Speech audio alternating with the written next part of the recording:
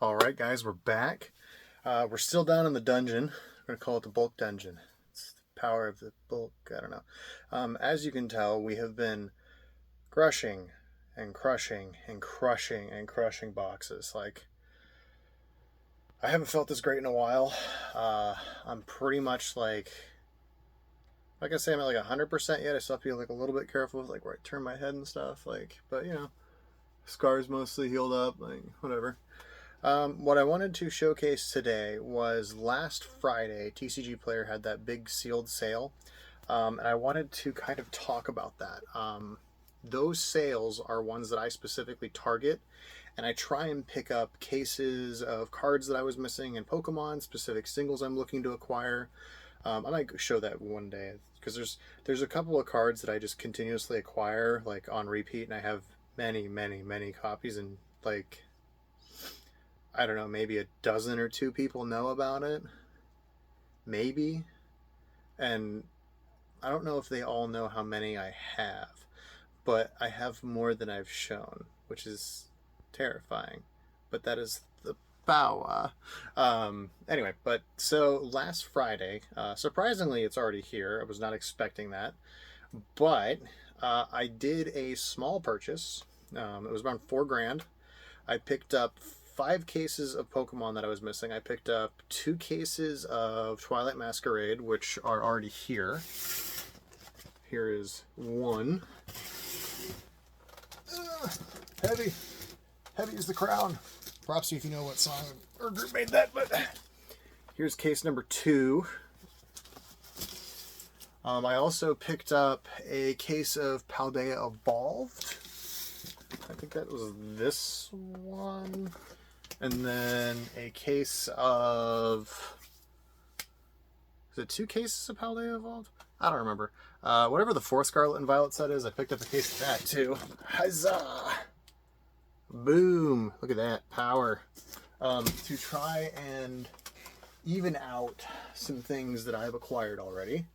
But what does that mean? That means that we spent around $4 grand, a little bit under.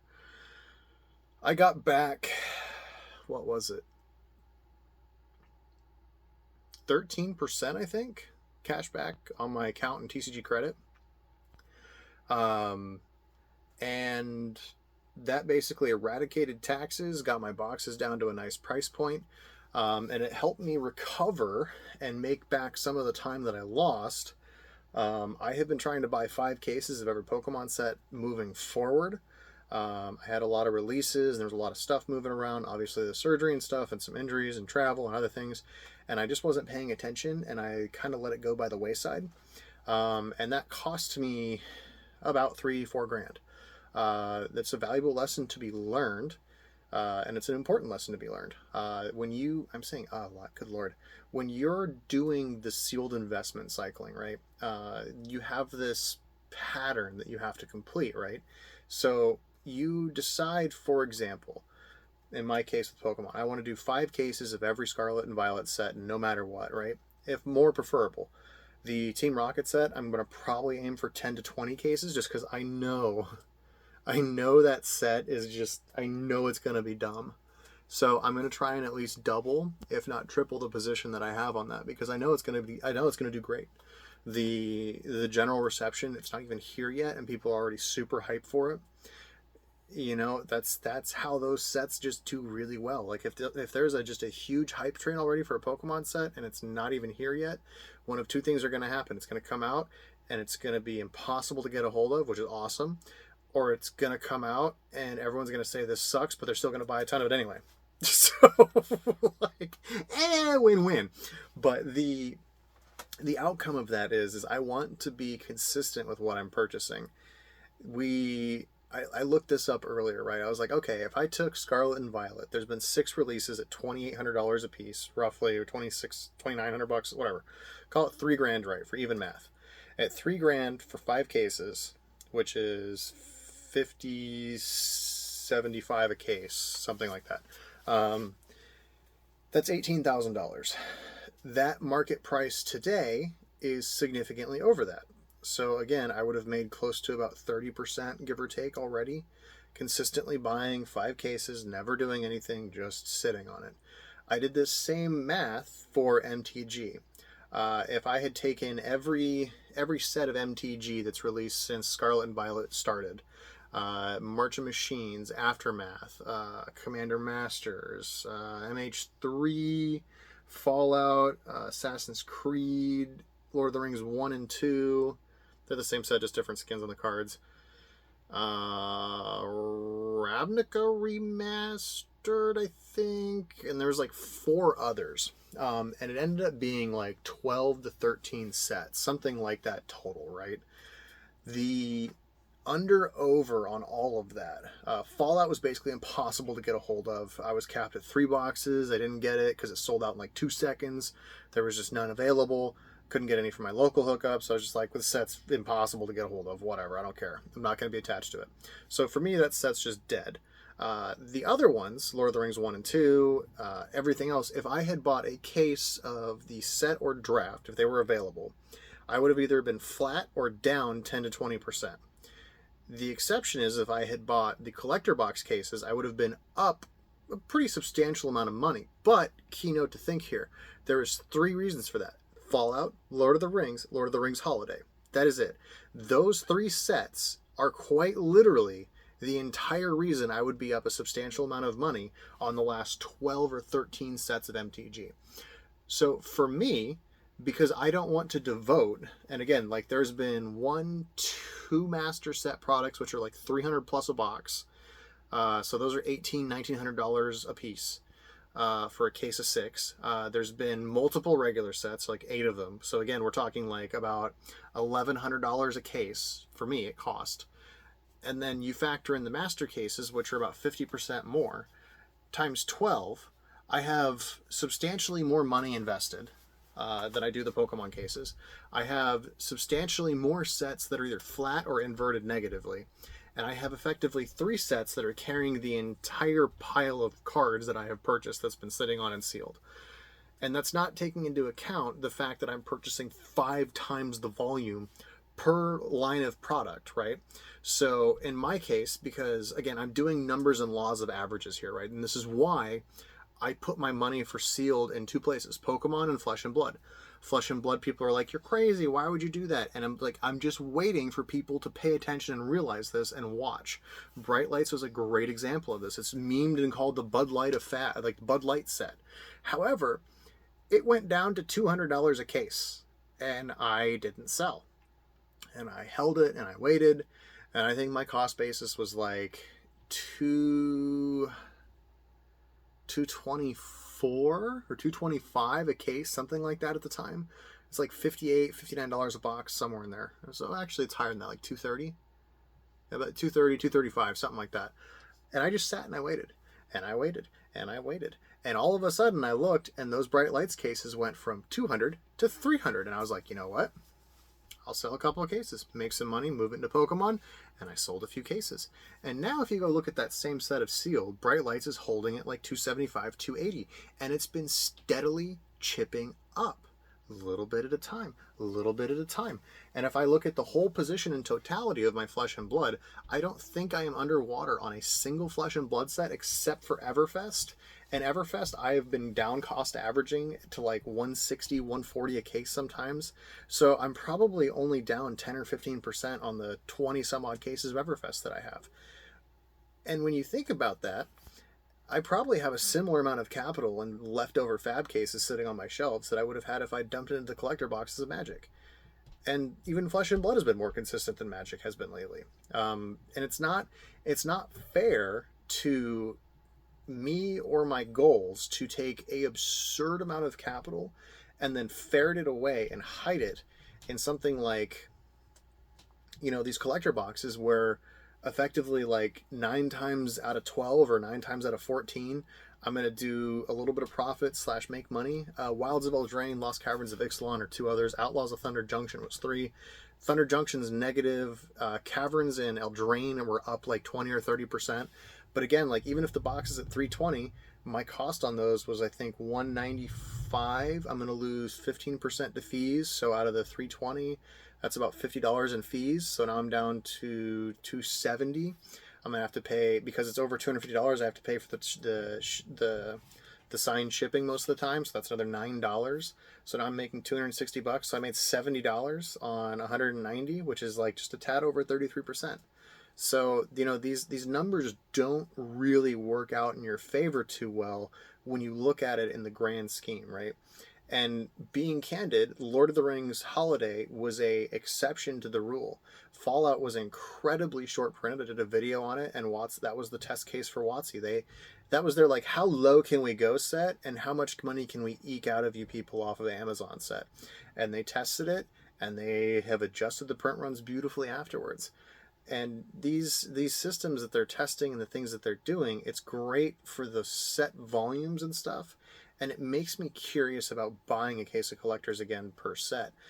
Will I do that? Probably not, because again, in this time frame, there's been 12 to 15 sets of Magic, and there's been 6 sets of Pokemon. I have 6 sets that are going to be way more consistent. I'm going to have a much more stable, consistent increase in product line. They're going to go from 90 to 105, $100 on release, all the way right back up to 140, and chip right up to 160, and then chip up to 180, 190, 200, and then that like 250 is like that next little like theoretical wall they're going to hit. And we're just going to enjoy that. And that is just so consistent. It's so effective. And it's so beautiful the way it works. And that is why I have most of my sealed money parked in a Pokemon. I have a good, I don't know. There's 4 cases there, 8, 12,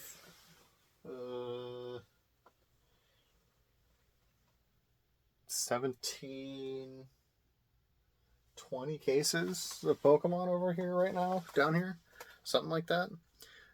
And that's a lot of Pokemon. Like, that's a lot of booster boxes. That's a lot of equitable value that I have. That's actually, I think that's right, because I have 120 boxes right now. So I have 20 cases worth of sealed Pokemon boosters. And every single one of those is up substantially. And if I go back and I look at the past, like, if I go back to Sword and Shield era with Pokemon, right, when it started releasing in 2021, if I go back and take every single collector box that Magic has released all the way back to 2021, I would probably bet you dimes to donuts most of them are either back where they needed to be, or they're still kind of in the crapper. I know Dominaria is. I know Baldur's Gate's recovered-ish. There's Kamigawa's not great either. It's up some, but I don't think it's up it's not up like a psychotic amount of money. Like none of these sets have done super well long term in comparison to Pokemon. I have a case of Chilling Reign that I bought for $82, plus I got cash back on my card, plus TCG store credit. It's now $240 a box, I think, $235, something like that. That's almost 300% in 2 years. That doesn't happen in Magic sets. The Lord of the Rings isn't even 300%, and it's the exception to the rule because it almost kissed $1,000 a box. But I think cost on those is still like $350 a box, something like that, if I remember correctly. Like, what are you going to do? It's just not effective or not efficient, I guess. And it's just, for me, I really value efficiency with my money. It's the same reason why Rudy apes hard on Pokemon. The dude has 1,000 boxes of every Pokemon set. You notice how he doesn't sell it like he sells Magic. He sells the crap out of Magic. Like, he moves thousands of boxes of Magic a month, probably, if not more. And he probably just drips cases of Pokemon out when they've at least doubled or tripled in price. I'm sure he moves probably a case of Evolving Skies a month if he still has tons of it. And when you look at that and you just take into valuation, right, his Chilling Reign position, I think he said in a video the other day, it was like 2,000 boxes is what he bought at like $80 a piece. Think about that, $80 a piece. That's like 160 grand. That is now worth over $400,000 in less than 2 years. I do not know of a single MTG set that has just multiplied like that at all. So for me, I love Pokemon Sealed. I don't open it. I don't sell singles. Well, I do sell singles if I buy them in collections, but like that's just the big hit stuff. But I don't open it for like monetary reasons because I'm parking money here to sit on it. It's my floating inventory that I build up every year. I plan on having thousands and thousands of boxes eventually. It's my goal. I'm shamelessly going to admit it. Like I've said it before, I'm at 5 cases now. I want to move up to 25 cases. Then I want to move up to 150 cases. That puts me right at that like beautiful little pallet per set mark, which is nice. And I'm very okay scaling that volume and scaling into that. This year has been a huge step for me personally. Like I've been growing the business a lot. I've increased volume. I've increased workload. I've tried to readjust my scheduling. It's a lot of juggling, and I've probably dropped the ball in a few places. But the only thing you can do is just keep working harder and keep working and keep working, and eventually, stuff just kind of works out if you just keep working hard. So that's kind of the goal here. I just wanted to showcase this, guys. Seriously, when those TCGPlayer sales happen, save your money up. They do them like every 6 months or so, and just go murk the crap out of it. Like buy a whole butt ton of stuff. And my one trick that I do, and I'll even tell you guys now that we're like at the end of the video and like everyone's probably like, screw this guy, it's 16 minutes. So the way that I actually maximize this sale, right? So I ended up getting back, it was like $490 in store credit, right? Or some crazy number off of like 3,800 bucks. The way that works is if you read the fine print on this, which is why you have to read the fine print, they cap it per item at $50. Now, you're like, well, Richard, you bought a case of Pokemon boosters that was $890. That's only $50 and you have 5 cases. So that's like at most like 250, 300 bucks. How did you get an extra like 33% of credit? Well, you see, here is the kicker. You have to go into the deeper pages, right? You have to kind of click through them a little bit, and you have to look for the sellers that have 6 or more boxes listed. I don't always get a sealed case when I do this, but I generally do. If you go in and you purchase from people that have 6, 10, 15, 20, 30, 40 boxes listed, they will usually ship you a sealed case. Hala, voila. Because it is easier for them to just take a case and ship it. It's already packaged, it's already boxed, it's good to go, easy. And it's slap and go. It is perfect. And the kicker is the sale treats each of those booster boxes as 6 individual items. So if the box is $140, let's call it $100 just for like easy math. So if the box is $100 and I get 13% cash back, instead of getting only $50 back, I get, $75 back in store credit, because it's 13 times 6. So 6 times 10, 60, 3 times 6, 18, $78 versus the 50 that I would have been capped at. So you get an extra 50, 60% in store credit. That is why you need to read the fine print. And even though sometimes these cases end up being like a few dollars more expensive than the sealed cases, like on the Twilight Masquerade, I think at the time when I did the purchase, like the low was like $870. When I purchased the case, I think I paid like $888. But again, I'm getting an extra $30 in store credit, so it reduces my cost basis by an extra $12. I know that doesn't seem like a whole ton of money, but when you do that times 5, 10, 20, 30 cases of product a year, that turns into hundreds and then thousands of dollars that you save. So these are the kind of things you need to keep an eye out and what you want to look for, and just ways that you can optimize. And that's super important because you need to be efficient when you're buying stuff you're sitting on for a long time. You don't want to be downside/negative EV on things because you want to be plus EV on that stuff. However, I'm going to go ahead and loop the video here. It is 19 minutes long. Thank you guys for the support. Rosetta's going to be badass. 820 boxes. Let's go. Later, guys.